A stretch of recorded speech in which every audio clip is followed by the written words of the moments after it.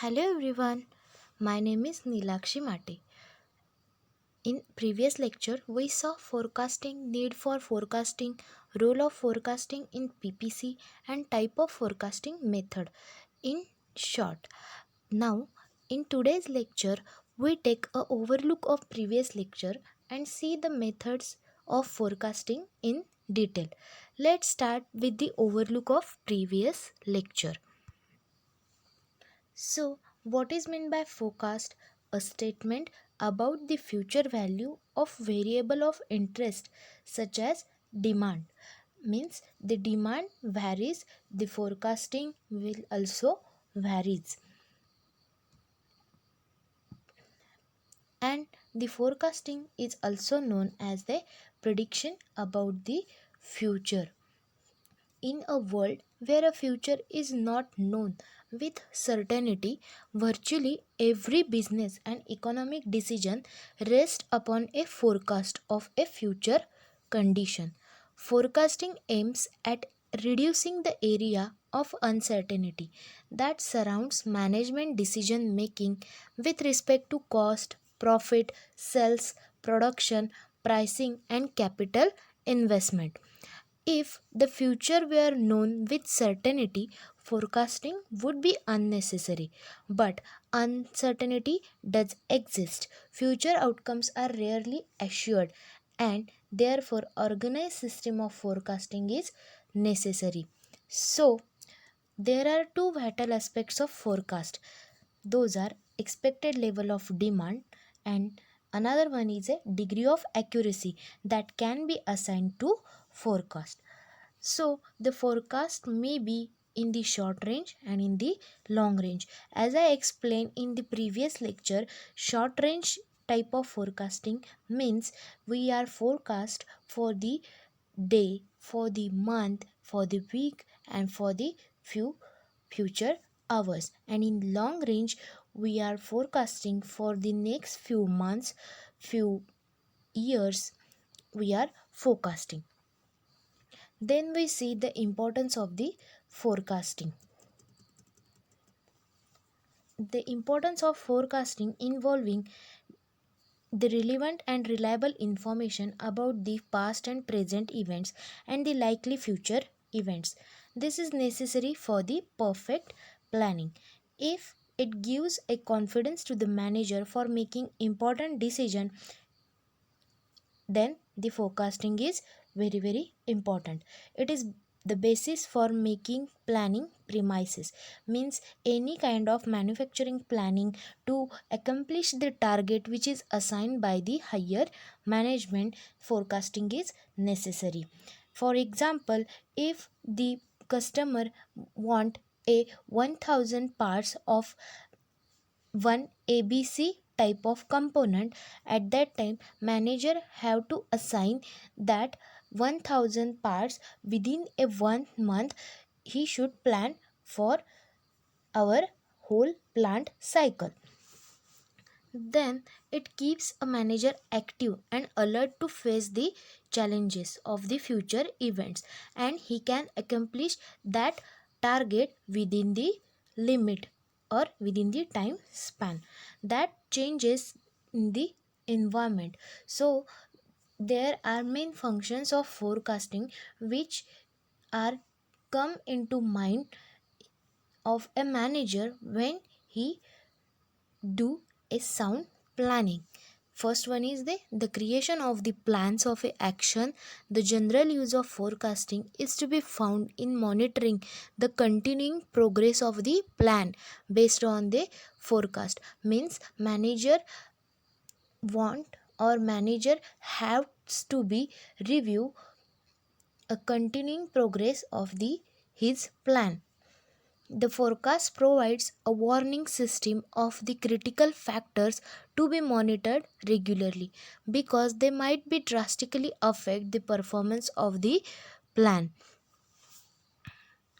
Then we see the features of a forecasting. Features of forecasting are Forecasting is concerned with the future events. It shows the probability of happening of future events. It analyzes past and present data. It uses statistical tools and techniques. It uses personal observations of each team members involving in the forecasting team. Now then we see the good forecast elements. Those are easy to use written documents, meaningful decisions, accurate decisions, reliable planning and time. Then we go for the steps in forecasting. In these steps we are checking out each and every step in detail in the previous lecture. So here I am taking only taglines of these steps. Analyzing and understanding the problem, developing sound foundation, collecting and analyzing data, estimating future events, comparing results and follow up action. After that, we see the limitation of the forecasting. The collection and analysis of data about the past and present and future involves a lot of time and money. The forecasting can only estimate the future events. Forecasting is based on certain assumptions. Forecasting required proper judgment and skill on the part of manager. After that, we apply a forecasting process in actual production and take a one example with this and explaining all these steps in detail in our previous lecture. So I am explaining only taglines. Fix the forecasting objectives, decide what to forecast, determine the time frame, then collect the data for forecast, select the forecasting model, build and test the forecasting model, prepare the forecast, present the forecast and compare with the forecast. After that, we saw the methods of forecasting. So, the forecasting methods are divided into two types: qualitative method and quantitative methods. So, I explain one by one. What is meant by qualitative method of forecasting? Qualitative method is consist mainly of subjective inputs which often defy precise numerical description. It involves either the projection of historical data or the development of associative models that attempt to utilize casual variables to make a forecast. Means this method consists of subjective inputs which often precise numerical description. Second method is quantitative method. So in this method mainly of analyzing objective or hard data, they usually avoid personal biases that sometimes contaminate qualitative methods. In practice, either approach or a combination of both approaches might be used to develop a forecast. So these are the methods, but we having a type of forecast also. So what are they? There are three type of forecast. First one is economic forecast. In that, predict a variety of economic indicators like money supply, inflation rates and interest rates. Second one type of forecast is technological forecast. In that, we predict rates of technological progress and innovation. These are related to the technology, machines and development parts. Third one is the demand forecast. In this, predict the future demand for the company products or services. Since virtually all the operation management decisions require as an input a good estimate of future demand, so that this is the type of forecasting that is emphasized in our lecture. So, in short, forecast is a prediction, projection, or estimate of some future activity, event, or the occurrence. Qualitative and quantitative forecasting methods are again divided into several types. Those are judgmental, means in this judgmental forecasting type uses objective inputs. Then time series forecast, in this forecasting type use historical data assuming the future will be like the past. And third type is associative models, in this uses explanatory variable to predict the futures. Now we see every type in detail. So first we take judgmental type of forecast. In this judgmental type of forecast, we are forecasting by several methods. Those are executive opinions, sales force opinion, consumer surveys, outside opinions, Delphi method. In this, there are two types: opinions of manager and staff, and HUA forecast. Judgmental forecasting comes under the qualitative forecast method. So, we are taking each point one by one. First, we take executive opinions. So, many companies cannot afford a staff of forecasting specialist. Although a production planning may be under the auspices of a single individual, so he or she is still expected to provide appropriate forecast. To fulfill these responsibilities, he or she should be familiar with available statistics, be able to analyze and interpret statistical measures, and have a thorough knowledge of internal and external aspects of all operations. So a surprising amount of free information is available to aid forecaster. General data about the national economic health, pricing indexes, consumer spending trends, and the like are offered in different magazine, newspaper, and publications from the trade association and government agencies. Even specific information about the particular industries is also available from various publishers. So, from these sources, executive opinions get the inputs and forecast for his company. The executive, manager, or supervisor level is closer to corporate policy than is the sales force, and correspondingly is further from the consumer outlook. In common with the sales force, executive opinions may be colored by personal prejudice prejudices. Opinions are secured individually or from committees, and one hopes bias and errors are cancelled by compensating views. This divergence in viewpoints, backgrounds, and intersects usually provides a good cross section of estimates, but potentially conflicting forecast may be difficult to reconcile to a consensus opinions.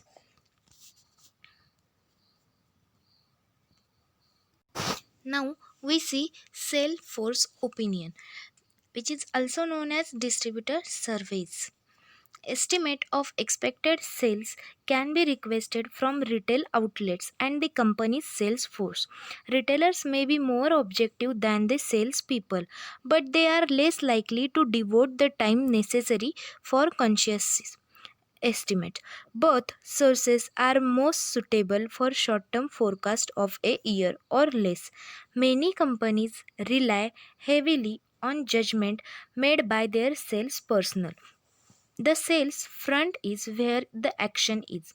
Salespeople and sales manager can spot buying trends and competitor activity. But does a good observer and a hustling agent make a good forecaster? So, if he or she is aware of influencing economic conditions and the significance of those efforts, that person may be very good in forecasting. Now, we see about the consumer opinion or consumer surveys. The consumer can be questioned. The consumer's opinion are objective compared with the producer opinions, but they may change from day to day. What a consumer intends or hopes to do and actually does may be entirely different.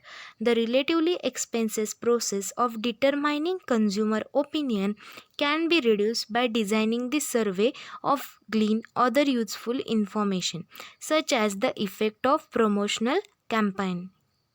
So the campaigning gives a better results. In that we also consider the customer's opinion. Individual who have purchased a product can be asked why they made the purchase. Answer can be solicited when the sale is completed, and a questionnaire can be attached to the guarantee or to a sales follow-up literature, so we can get the judgment about our product by taking a opinion of a single customer. Then we see the outside opinion. So for outside opinion we have to take some trials in market for new development product, and also we have to go for the market research. Now we can understand what are the marketing trials. The development and introduction of a new product presents special problems. If the new product is a replacement or modification of an existing product, or data and opinions applicable to the old product will likely be useful in anticipating the reception of the new version. But when the product radically different, new data must be generated. In addition to the forecasting method already discussed, that it may be helpful to expose the new product to a very limited market trial. Such a trial is like a controlled experiment in which the market area and method of presentations are carefully selected because they are matter while selecting the area and the methods, and those are also in controlled.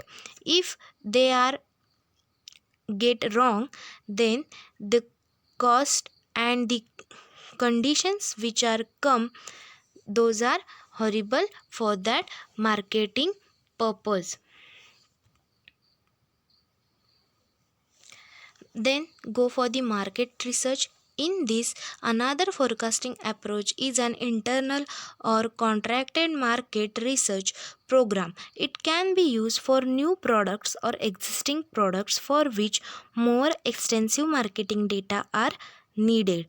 The purpose of the research is to identify the nature of consumer consumptions. So after determining how general sales vary with difference in locations, buyer occupations, prices, quantity, quality, consumer income, and other factors are also included in this.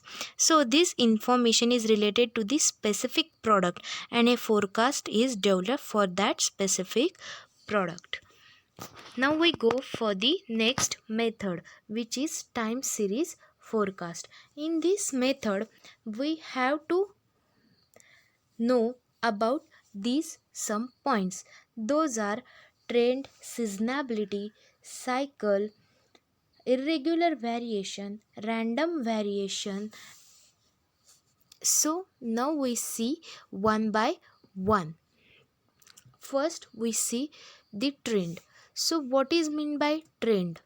In this trend we take a long term data for the study and then go for the further analysis. After that, the seasonality, it is a short term regular variation in data. Then cycle is a wave like variation of more than 1 year duration. Irregular variation caused by unusual circumstances. Random variation caused by a chance. These all terms are explained in detail in further lecture. So this type of forecast is comes under a quantitative forecasting. So this is also known as a business time series. The first step in making a forecast consists of gathering information from the past. One should collect a statistical data recorded at successive intervals of time. Such a data is usually referred to as a time series.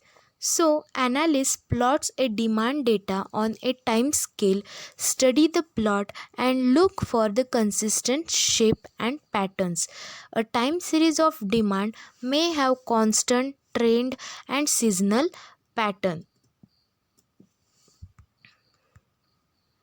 As shown in the figures, there are some combinations of these patterns. The forecaster tries to understand the reasons for such changes, such as first figure shows the increasing trends, in that the changes that have occurred as a result of general tendency of data to increase or decrease, known as a secular movement.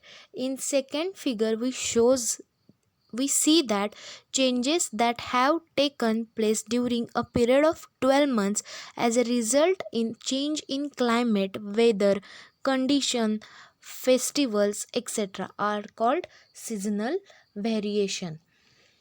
In third figure we see that changes that have taken place as a result of booms and depressions are called cyclical variations.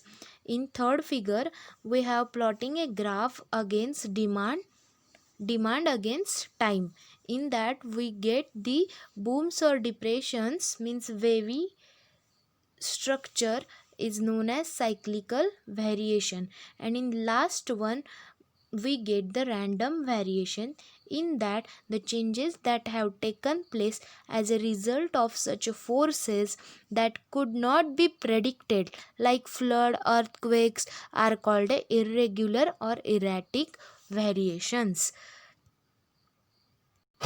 So the most of the quantitative techniques calculate demand forecast as an average from the past demand.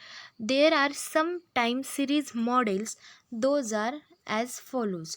Navy, which is uses for last period actual value as a forecast. In simple mean means average method uses an average of all past data as a forecast. In simple moving average method uses an average of a specified number of the most recent observations, with each observations receiving the same weight or same emphasis. Weighted moving average consisting of use an averages of specified number of the most recent observations, with each observations receiving a different emphasis.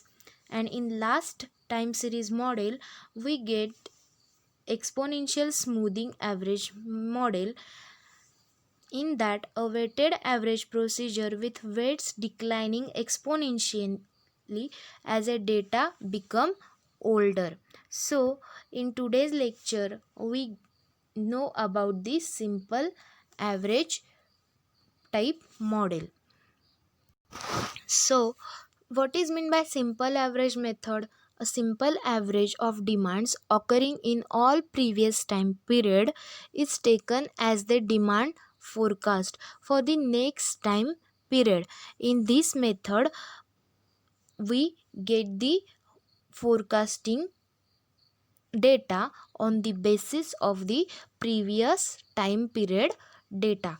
So for better understanding we take one example. A XYZ television supplier found a demand of 200 sets in July and 225 sets in August and 245 sets in September.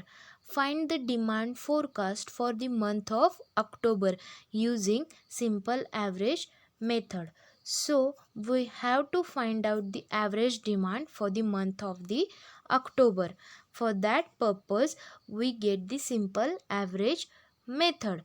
In this we take the demand addition of the demands from the July, August and September, and then take an average of these 3 month demands. We get the answer is 224 units. So in this method we get the answer is 224 units.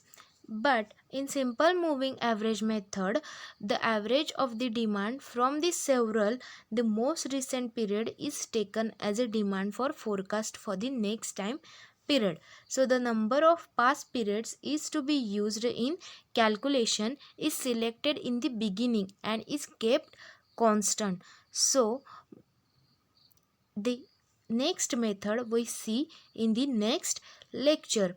Thank you. Thank you. But in today's lecture, we know about the simple average method and quantitative type method and their types. Now, next few methods which are comes under the qualitative type methods are learn in upcoming lectures. So if you have any doubts, then comment below. Thank you.